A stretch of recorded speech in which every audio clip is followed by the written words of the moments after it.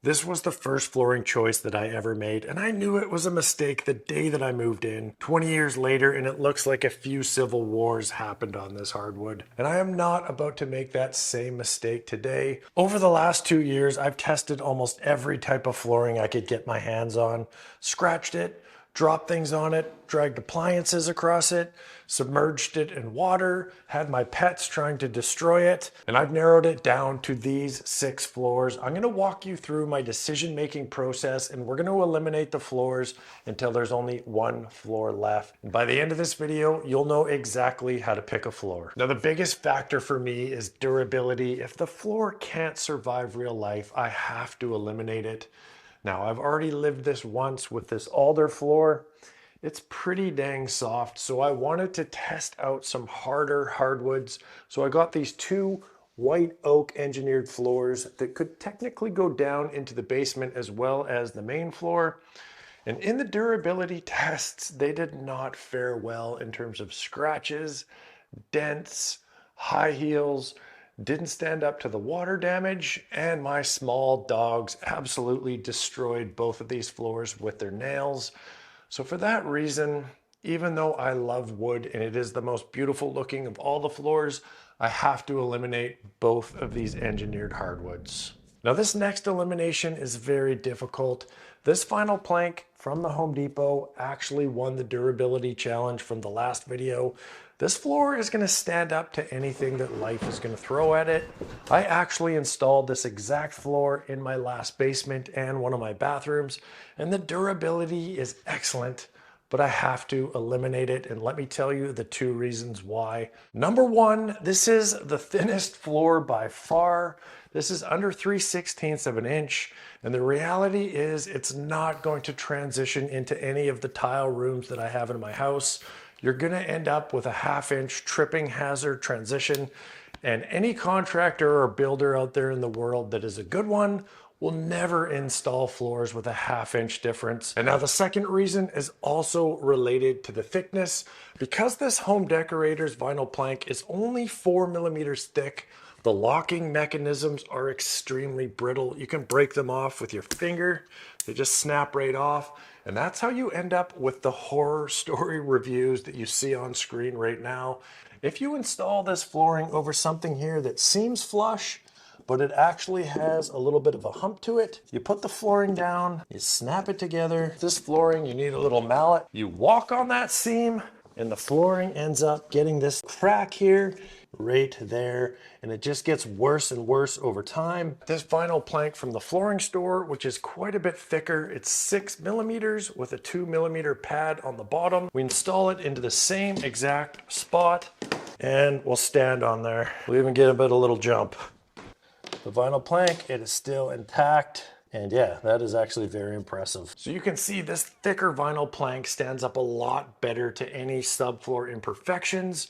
If I was installing it over this, I would probably try to either grind this down or put some floor patch on the wood here and float this out so you don't end up with any of that rocking motion in your floor. So because I have no confidence in this thin, brittle locking mechanism, I'm gonna have to eliminate the Home Decorators vinyl plank. We're down to the last 3. We've got 2 from Volume Floors, a local flooring store, a vinyl plank and laminate, and then we've got the cheapest option at $1.98 a square foot from the Home Depot, and it is a life-proof laminate. So if I went with this cheaper floor from the big box store, I would probably save about $3,500 if I calculated all the square footage that I need.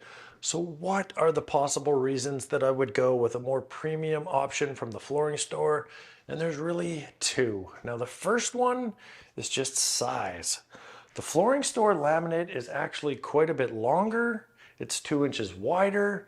And the key thing here is it's actually about 1/4 of an inch thicker. The thicker stuff is going to work out a lot better for my transitions upstairs. And then the other thing is this is superficial, but the bigger, wider boards actually look quite a bit nicer when you get them all connected together. That's more of an aesthetic thing. And now the second reason to go with the more expensive floor is transitions and stair nosings. If you go with the Home Depot stuff, you're probably going to end up with one of these cheap, flimsy nosings that snap into this metal track. I've installed quite a few sets with these and it's a bit of a nightmare. It's very difficult to get this thing properly glued down and secure. Now with the more premium laminate, you have the option to get a beautiful one-piece nosing that goes all the way back to the riser. You can also get a nosing that clips into that last row for the top step. It's a much cleaner look overall. And there's one last thing that you really need to consider if you're going to be installing this floor yourself, and that's just how easy the floors go together. This laminate is tongue and groove on the butt joints, and it requires you to tap it together. So you have to get the long edge in, and then you have to get it as close as it will go. What you end up having to do is you have to Spider-Man this so it stays together, and then you have to start tapping. I've installed quite a few floors with this tap together system on the butt joints, and it's a bit difficult because then you have to start shimming every single piece against the wall. You start tapping it here, 3 rows back, it starts opening up. And that's not the worst thing in the world, but let me show you how this other laminate flooring goes together. This is one where a lot of the salespeople from Volume Floors actually have this in their home, just because of how ridiculously easy it is to install. And this is just more of a drop and lock system. You really actually don't even have to get down. The bigger mechanisms slide in nicely. That drops into place. So you could install this thing bending over. I don't know if you would, but you could. And then this last piece here goes in there. I'm gonna have to eliminate the life-proof laminate from the Home Depot. I've been trying to pick a floor for 2 years, and we're gonna make a choice, and we're gonna do it right now. We've got 2 floors left. We've got a vinyl plank at $4.99 a square foot and a laminate at $3.69. Both floors are from Volume Floors in the Fraser Valley. Now, if I'm being honest, the vinyl plank is the most durable floor. Both are gonna do well against any kind of pet scratching, chairs, or fridges. But if you drop something heavy on the vinyl plank, it's gonna stand up a bit better. With the laminate, it tends to chip a little bit, like when I dropped the pan. Now you could fix that with a melting wax, or you could replace a board. But the deciding factor comes down to the look and the feel. Now, if you walk on vinyl plank with socks or bare feet, it feels like plastic. And if you catch it in the right light, it looks plasticky and cheap. The feel and the look of laminate is way closer to an engineered hardwood. It looks like it feels like it, and it's hard to tell the difference. So for that reason, I'm gonna eliminate the vinyl plank and I'm gonna go with this laminate. Now, laminate might not be the flooring for everyone, but I hope walking you through my decision-making process can help you choose a floor. It is a difficult thing to do. And if you want to see my best flooring install tips, go ahead and check out this video right over here. The transitions are going to work out better with a thickness. Thickness. Where did I come up with that?